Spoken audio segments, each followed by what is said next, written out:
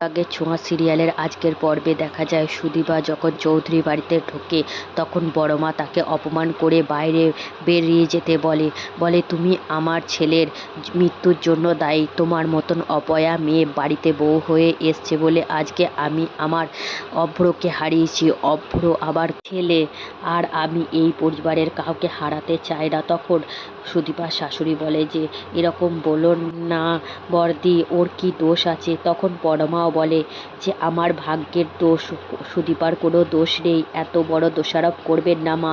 তখন বড়মা চেঁচিয়ে মেচিয়ে বলে যে সুদীপা হলো একটা অপয়া মেয়ে, একে বাড়ি থেকে বের করতেই হবে। এ যদি বাড়িতে থাকে আমাদের প্রত্যেককে মৃত্যু হবে, এ আমাদের সকলকে খাবে। সুদীপা তখন বলে এসব খারাপ হচ্ছে, এটা হতে পারে না। ও মনে মনে ভাবে দাদা তো বেঁচে আছে, দাদাকে তো আমিই বাঁচালাম, তো এ কথা তো কারো কাছে বলতে পারবো না। দাদার মাথার দিব্যি করে দাদা আমার কাছ থেকে প্রতিজ্ঞা আদায় করে নিয়েছে, আমি তো কাউকে না জানাতে পারলে এখানে তো কেউ আমার কথা মানবেও না। তখন সুদীপা ভাবে আমাকে যে করেই হোক বড়মাকে আটকাতে হবে, সাধ্য শান্তির কাজ বন্ধ করতে হবে। তখন বড়মা তার উপর চেঁচিয়ে মেচিয়ে বলে তুমি অপয়া কুকয়া মেয়ে, তুমি বাড়ি থেকে বেরিয়ে যাও, নাহলে আমার বাড়ি শূন্য হয়ে যাবে। এই মুহূর্তে বেরিয়ে যাও। তুমি কি চাও সবার সর্বনাশ রাখতে? তোমার মতন মেয়ে আমি জীবনেও দেখিনি। তুমি তোমার বাবাকে খেয়েছো, তোমার তারপরেও শান্তি নয়, আমার ছেলেকে খেলে। তারপরে সুদীপা হাত জোর করে বলে এসব অনেক বড় ভুল হচ্ছে, এসব বন্ধ করুন বড়মা, আমার কোনো দোষ নেই। আমি যে আপনাকে এখন পুরো সত্যিটা বলতে পারছি না। বড়মা তখন বলে আমার ছেলে, আমি জানি আমার কতটা কষ্ট হচ্ছে, আজ কে এর জন্য দায়ী? এর জন্য পুরোপুরি দোষী হলো তুমি। তুমি যদি এ বাড়িতে থাকো আমি এ বাড়িতে থাকবো না। তখনই ওর পিসিমণি বাড়ি থেকে বেরিয়ে যায়, আর সুদীপার শাশুড়ি বলে যা ছুটে যা আদিত্য, ওকে দেখ মেয়েটা কোথায় একলা একলা গেল। তখনই ব্রাহ্মণ মাকে এসে বলে এখন প্রায়শ্চিত্তের কাজ করতে হবে, অনেক দেরি হয়ে গেছে, কাজে অনেক বাধা পড়েছে। তখন বড়মা বলে হ্যাঁ, আমি আমার ছেলের সমস্ত রকম শান্তি সক্রিয়ার কাজ করব, কেউ আমাকে বাধা দিতে পারবে না। এই অপয়া কুপয়া মেয়েটাকে বাড়ি থেকে বের করেছি, সব ভালো হবে। তখন রাস্তায় বেরিয়ে এসে পিসিমণি বলে তুই কেন বললি না সুদীপা? তুই তো সব সত্যিটা জানতিস, তুইই তো ওকে প্রাণ দিয়ে বাঁচালি। তখন সুদীপা বলে আমাকে এখনই টোটো ধরে দাদার কাছে পৌঁছাতে হবে, এসব কথা বাদ দাও। তারপরে তড়িঘড়ি টোটো ধরে সুদীপা এবং তাড়াতাড়ি গিয়ে দাদার কাছে পৌঁছায়। দাদাকে যে করেই হোক বাড়ি ফিরিয়ে আনতে হবে। পিসিমণি বাড়ি ফিরিয়ে না এলে পরিবারটা যে ভেঙে যাবে। আমাকে ওই বাড়িতে ঢুকতে দিক বা না দিক, আমি দাদাকে ওই বাড়িতে পরমার কাছে নিয়ে যাব। সুদীপাকে ফলো করতে করতে আদিত্য সেইখানে গাড়ি নিয়ে পৌঁছে যায় এবং আদিত্য গাড়ি থেকে বেরিয়ে বলে এখানে কি যে আছে? সুদীপা এখানে ছুটতে ছুটতে এলো, আমাকে দেখতে হবে কি আছে। তখনই আদিত্যর ফোনে একটা কল আসে এবং ফোন করে যে তোমার দাদা স্বর্ণজিৎ বেঁচে আছে আর এই গ্রামেতেই আছে। তখন আদিত্য ভাবে এখানে এই নার্সিংহোমে সুদীপা এলো কেন?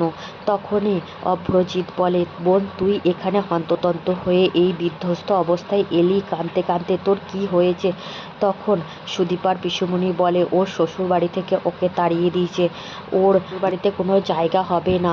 তখনই স্বর্ণজিৎ বলে কী রকম মানুষ ওরা, এত ভালো মেয়েটাকে বাড়ি থেকে বের করে দিল। তখন পিসুমণি কাঁদতে কাঁদতে বলে যে হ্যাঁ, তোমার বাড়ি থেকেই তো বের করে দিয়েছে, তোমাকেই তো এখন বাড়ি যেতে হবে। তখন সুদীপা বলে দাদা ভাই, তোমাকে বাড়ি যেতেই হবে, কিছু করার নেই, আমাকে জায়গা দিক না দিক, তোমাকে পরমার সাথে মিলতেই হবে, পরমা খুব ভালো মেয়ে। তখনই অন্যদিকে আদিত্য আসে এবং বলে যে দাদা ভাই, তোকে বাড়ি ফিরে যেতেই হবে। তখন সবাই চমকে যায়, সুদীপাও চমকে যায়, এখানে কিভাবে আদিত্য এলো? স্বর্ণও বলল যে তুই কি করে এখানে এলি?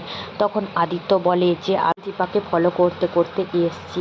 সুদীপাকে তুই কেন ফলো করছিস? তখন আদিত্য বলে আর কেউ নয়, সুদীপা হলো আমার স্ত্রী, বিয়ে করা বউ, আমি ওকে বিয়ে করেছি। এই কথা শুনে স্বর্ণজিৎ অনেক অবাক হয় আর বলে তোর জানিস ভাই, সুদীপা আমার প্রাণ বাঁচিয়েছে, সুদীপা খুব ভালো মেয়ে, তোর যে বউ হয়েছে আমি জানতাম না, তুই ভাগ্য করে একটা বউ পেয়েছিস। তখন আদিত্য বলে, তুই আমায় ক্ষমা করে দিস দাদা ভাই। পরে বড়মা আবারও রেগে যায়। সুদীপা বাড়ি ফিরে আসে চ্যাটার্জি বাড়িতে। বড়মা তখন তাকে বলে, আবার তুমি এই মুখটা নিয়ে এই বাড়িতে ঢুকেছো? তোমাকে এত অপমান করে আমি বাড়ি থেকে বের করে দিলাম, তাও তোমার লজ্জা নেই? তখনই সুদীপার শাশুড়ি বলে, যখন মেয়েটা বাড়ি ফিরে এসছে ওর তো কিছু বলার আছে, তুমি কিছু মতে কথাটা শোনো না বড়দি। তখন বড়দি বলে ওঠে যে ও কুপয়া মেয়ে, ওকে বাড়ি থেকে বের করে দেবো। তখনই ওকে বাড়ি থেকে বের করে দেয়। আর আদিত্য এসে বড়মাকে বলে, ও কখনো কুপয়া মেয়ে হতে পারে না, ওকে আমি আগলে রাখবো। ওই আমার দাদা ভাইয়ের জীবন বাঁচিয়েছে, আজ বড়মা তোমার ছেলের ও জীবন বাঁচিয়েছে। সুদীপা পয়া মেয়ে, লক্ষ্মী মেয়ে, ও আমাদের বাড়ির লক্ষ্মী, এত বড় অপমান ওকে করবে না, ওকে অত হতচ্ছেদা করবে না। এই কথাটা শুনেই সবাই চমকে যায় যে দাদাভাই বেঁচে আছে। বড়মা বলে, তোমার দাদাভাই বেঁচে আছে, এটা সত্যি? তখনই দরজা দিয়ে দাদাভাই স্বর্ণজিৎকে ঢুকতে দেখা যায়। সবাই এই দৃশ্যটা দেখে অবাক হয়ে যায় যে স্বর্ণজিৎ বেঁচে আছে। সুদীপা খুব খুশি। সুদীপা বলে, দাদাভাই তুমি আজ এই বাড়িতে বড়মার সাথে এক হবে, এটা দেখেই আবার ভালো লাগছে। তার বড়মা কাকিমা সবাই অবাক হয়ে যায় যে আমাদের ছেলে বাড়ি ফিরে এসছে, আমাদের ছেলে বেঁচে আছে।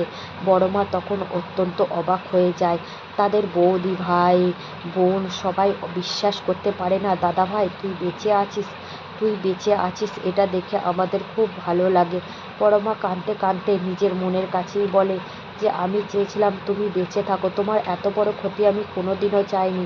তারপরে সৈন্যজিৎ সবার কাছে এসে বলে যে সুদীপার কোনো দোষ নেই, সুদীপা খুব ভালো মেয়ে, সুদীপাই আমাকে রক্ত দিয়ে বাঁচিয়েছে। মা, তুমি ওকে বাড়ি থেকে তাড়িয়ে দিও না, ও খুব ভালো মেয়ে। আজকের পর্ব এতটুকুনি। ভালো লাগলে চ্যানেলটা লাইক